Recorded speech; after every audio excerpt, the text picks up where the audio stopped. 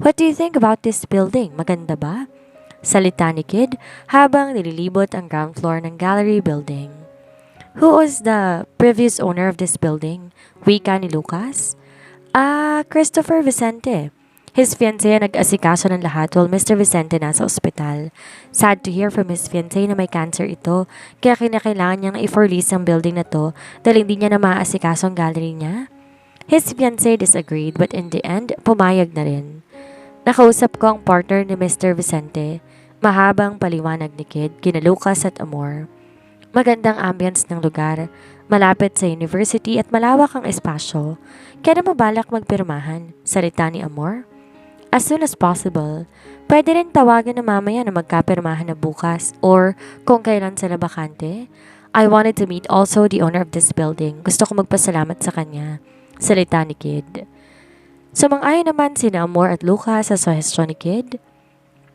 Nang matapos nilang pasyalin ng gallery at bigyan ng magandang feedback round, kagad ding nagpaalam sina Lucas at Amor. Nagpaiwan naman si Kid dahil may gagawin pa raw siya doon. Di na nag-aksaya pa ng oras ang dalawa. Kaagad dumiretso ang mga ito sa isang wedding gown designer na kilala ni Lucas. Kagad silang pinaunlakan ng may-ari at hindi rin nagsayang ng oras na magsukat kaagad ng gown at tuxedo. Napatayo si Lucas sa kanyang kinaupuan na makita si Amor na nakasuot ng wedding gown.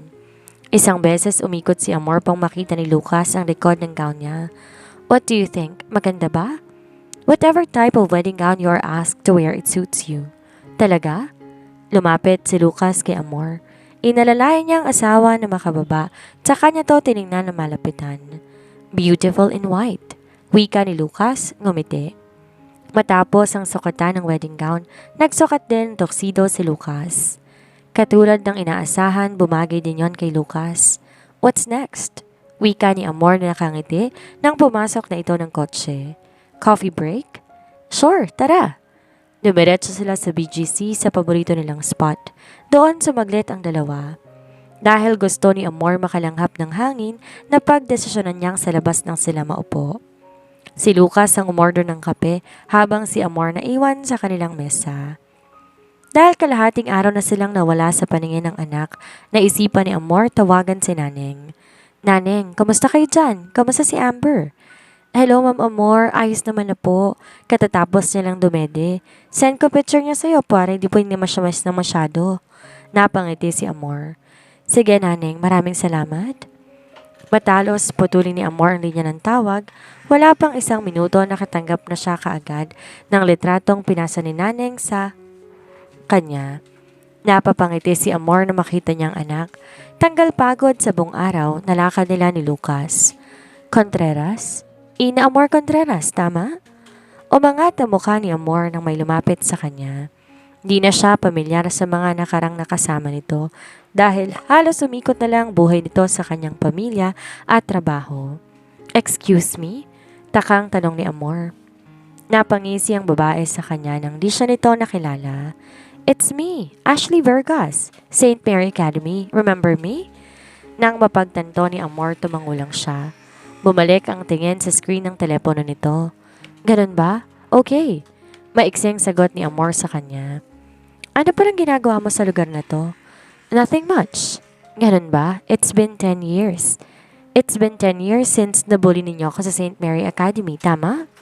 Well, I'm sorry kung naging mean ako sa'yo that day. Mga bata pa naman tayo noon eh. We can be friends na ngayon. Umangat ang mukha ni Amor. Ngayon lang niya napansin na nakasuot ng pang-empleyadong uniform si Ashley. Friend?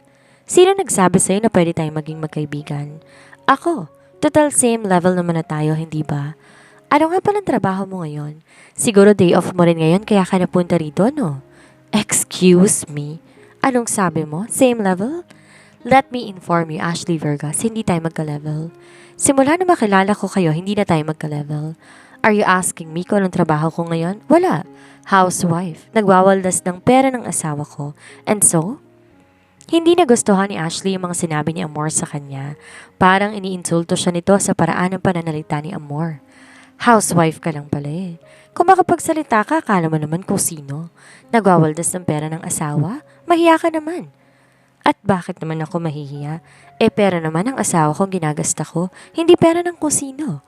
Kung wala ka na magandang sasabihin, pwede ka nang umalis. Busy ako. Di na pinansin ni Amor si Ashley. Wala naman ng dahilan na mag-usap pa sila dahil simula pa lang na makilala niya ang mga ito, di na maganda ang high school life ni Amor dahil sa kanila. Nakatayo pa rin si Ashley, hindi nagpatinag. Gustong makabawi ng babae, ngunit hindi natuloy nang may lumapit na lalaki sa kanila. Napaatras si Ashley nang harangan siya ng lalaki. Ma'am Ina, kamusta po? Oh, Domingo, kamusta? Maayos naman. Anong ginagawa mo rito? Napangiti ang lalaki. Request ng mga bata na gumala ng BGC po. Kahit papano malayo na ako makakagalaw nang walang may sumasabay sa akin. Maraming salamat po sa inyo, Attorney Lucas Montenegro, Attorney Ina.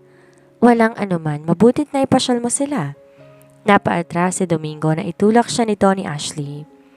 Nagtataka naman ang lalaki kung bakit siya nito ay tinulak. What? Ano ka mong tawag mo sa kanya? Masungit na tanong ni Ashley sa lalaki. Attorney Ina, hindi mo ba siya kilala? Parehong abogado sila na mag-asawa. Binalingan ni Domingo si Amor, tsaka ngumiti. Sige po, Attorney Ina, mauna na po ako. Pakikamusta na lang po ako kay Attorney Lucas. Sumaludo pa si Domingo kay Amor bago to tuluyan ng umalis. Napabaling naman si Ashley kay Amor. Maya-maya pa ay lumabas na si Lucas mula sa loob. Bit-bit ang kape na in-order nila. And who is she, wife? Sambit ni Lucas. Nothing. Nagtatanong lamang ng direksyon. Anyway, uwi na tayo. Namimiss ko ng anak natin. Really? At himala, ngayon pa talaga. Nakalanghap kasi ako na masamang hangin dito eh. Saka tumayo si Amor na nauna nang naglakad kay Lucas. Saglit tinignan ni Lucas si Ashley. Maya-maya ay may sinabi to sa babae. Don't judge the book by its cover. Hindi na siya yung Amor na nakilala mo nung high school. Kumindat pa si Lucas kay Ashley dahilan na mas lalong na estatwa ito sa kanyang kinatatayuan. Punta ka po sa kasal namin ni Lucas. Gusto ko na ikaw maghahatid sa akin sa altar sa araw na yon kung papayag kayo. Kasal mo? Aba, nagagalak akong malaman na imbitado pala ako sa kasal ninyo ni Attorney Montenegro. Hindi ba nakakahiya naman sa pamilya ng asawa mo? Hindi, Nay. Sa totoo nga niyan, si Lucas pong nagsuhestyon na imbitahan ka at ikaw maghahatid sa akin sa altar. Saglit na natigilan ang ginang. Maya-maya napangiti siya sa paraan kung paano na pakikisamahan si Lucas. Ayos ka lang ba? Mahina niyang saad. Tumango si Amor. Oo, ayos lang, Nay. Tsaka may damit ka na rin susuotin sa kasal ko. Tsaka inabot ni Amor ang pulang paper bag sa kanyang inay Elena. Nang kunin ng ginang iyon, kagad niyang sinilip at maya-maya, nilabas niya yon para makita ng aktwal ang damit. Ang ganda! Pero parang di naman ata bagay sa akin na magsuot ng gantong kagarbong trahe. Tsaka nahihiya ako sa pamilya ng asawa mo. Nakita mo ba to? Hindi pa po pwedeng alisin. Tinignan ni Amor ang ankle monitor ng kanyang ina. Napangiti si Amor nang bumalik ang tingin nito sa kanya, tsaka hinawakan ng magkabilang balikat. Tatanggalin natin yan. Kinausap na rin namin ng pulisya na kung pwede kahit isang araw lang dahil kilala naman na nila si Lucas, pumayag ang mga ito. Ganun ba? Mabuti naman. Maraming salamat, Ina. Nanay pa rin kita kahit anong mangyari. Tsaka niyakap ni Amor ang inay Elena nito. Tara na po. Iyahatid na natin si Theodore sa kanyang libingan. Naghihintay si Lucas sa sasakyan. Saka tumayo si Amor at nauna nang lumabas ng pamamahay ng kanyang inay Elena. Napabuga ng hangin sa kawalan ng ginang habang tinatanaw ang anak na papalayo palabas ng bahay nito. Wag na wag kang lalabas hanggat hindi ako makabalik. Sinasabi ko na sa'yo, mahirap kalabanin ng asawa ni Ina. Aalis na muna kami. Uulitin ko, wag kang lalabas ng bahay. Nakalimang hakbang pa lamang ang ginang nang mahinang tumawa ang lalaki. Bilyon ang mapupusit natin sa kanila kapag ang anak ang kukunin. Sabi ko sa iyo, huwag mong idadamay ang apo ko eh. Ako ang makakalaban mo, Lucio Salazar. Tsaka humakbang palabas ng bahay ang ginang. Kagad dumiretso ang ina ni Amor sa kanila. Nasa backseat ang ginang habang tahimik lang na nakikinig sa mag-asawa. Tinignan ni Lucas sa rear mirror ang ginang.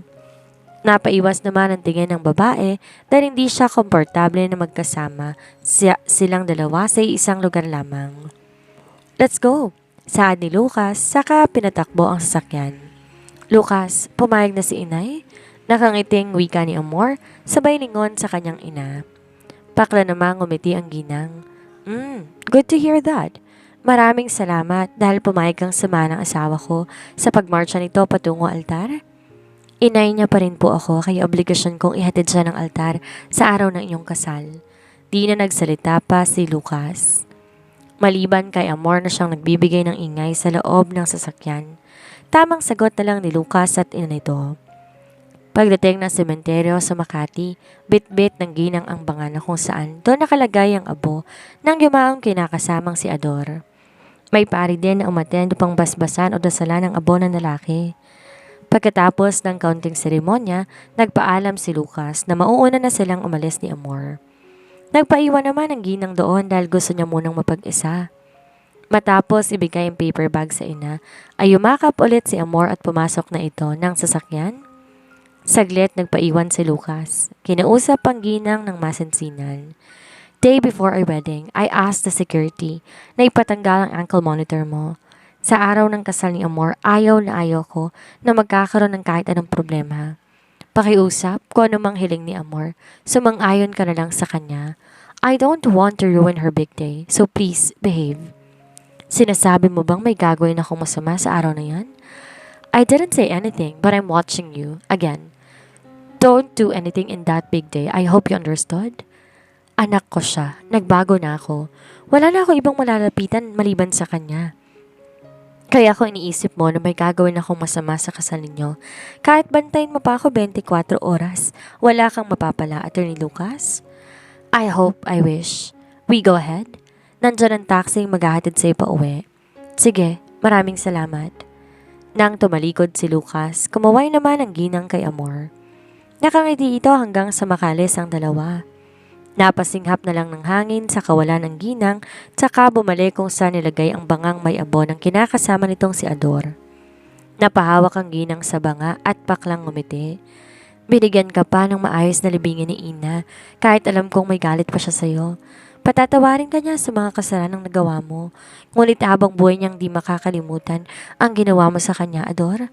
Sugat na sa kanyang alaala ang mga nakaraan niya sa'yo at sa kamay ko.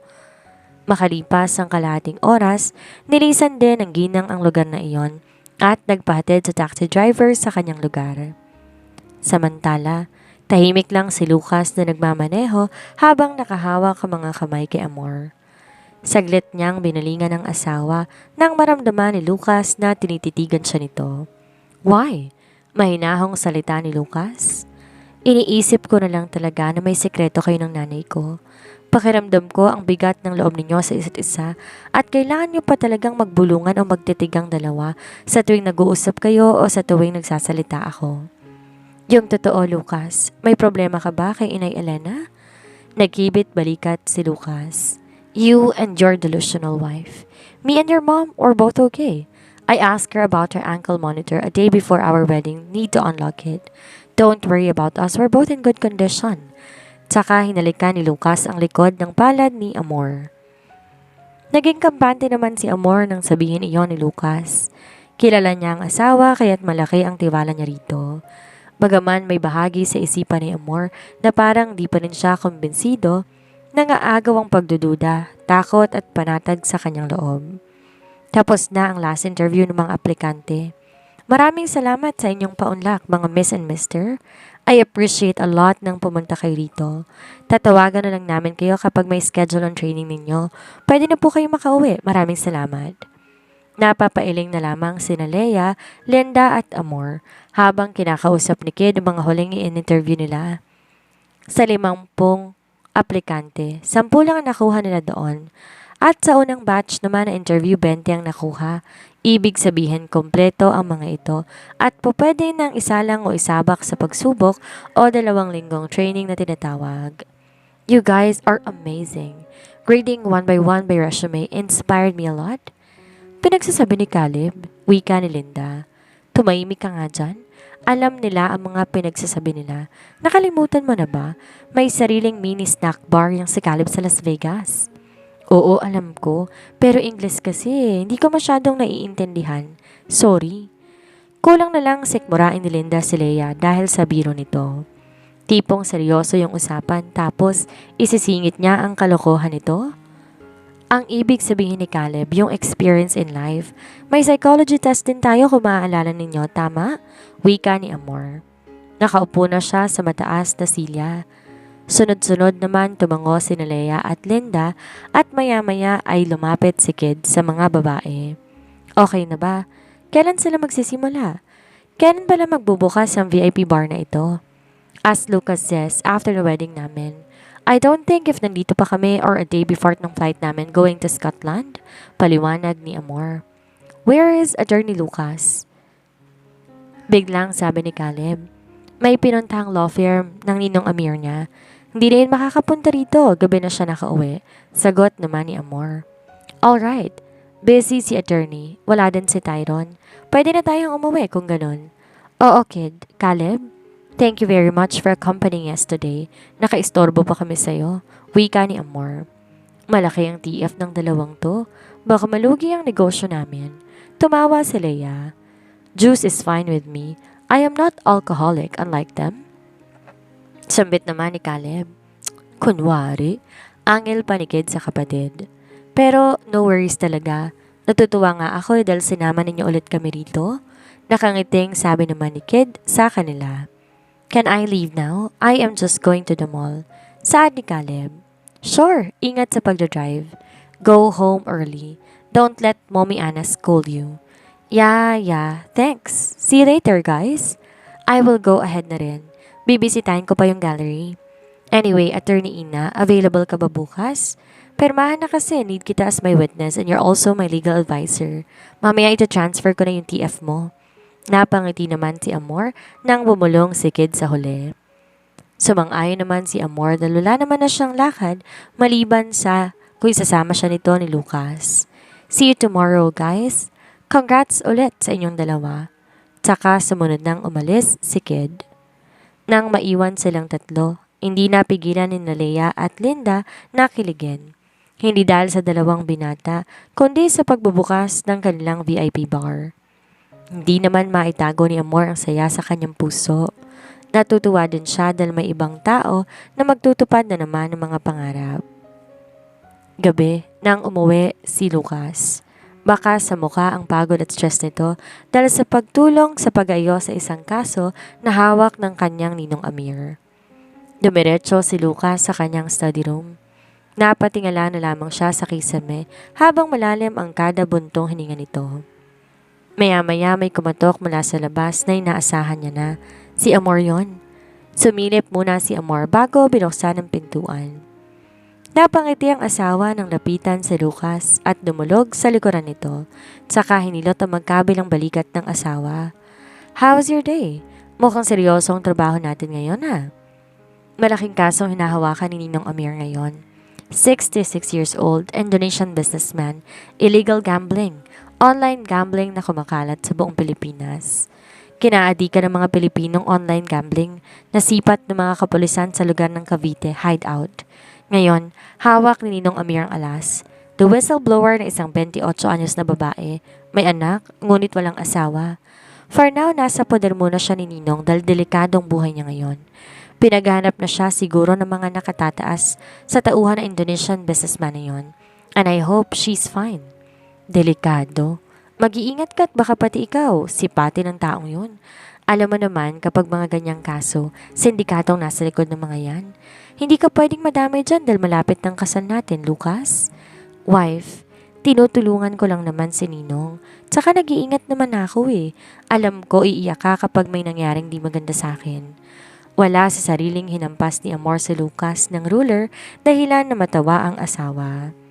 Kinuha ni Lucas ang kamay ng asawa. Hindi na niya ito paupo sa kanyang mga hita.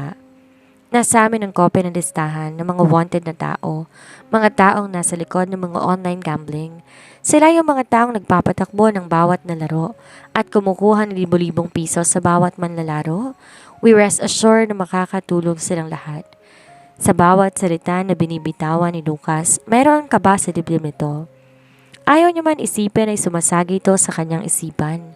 Lucas, wala naman siguro si Inay Elena dyan, di ba? Kumunot ang noo ni Lucas. What? How can you say that? Of course not. Kapag inulit niya pa ang mga kasalanan nito, mabubulok na siya sa bilangguan. Habang buhay na siyang hihimas ng rehas na bakal, napabuntong hininga naman si Amor. Kaagad niyang niyakap si Lucas. Natapos niya itong halikan sa labi. I stink, wika ni Lucas. Let me take a shower first and then let's continue later. Ginantian ni Lucas ng halik sa labi si Amor. Maya-maya ay ang nakakrus naman ng mga binti ni Amor umiba ng posisyon. Binuka ni Amor magkabilang binti nito. Humarap na nakaupo sa mga hita ni Lucas. Let's save water. Wika ni Amor na ang boses ay mapangakit. Hindi naman umayaw si Lucas, bagkus kagad niyang binuhat ang asawa sa ganoong posisyon habang magkabilang kamay nito nasa puwetan ni Amor. Pinisil ni Lucas ang puwet ng asawa habang papalabas ng silid ng opisina ng mga ito habang magkadikit ng mga labi sa isa't isa.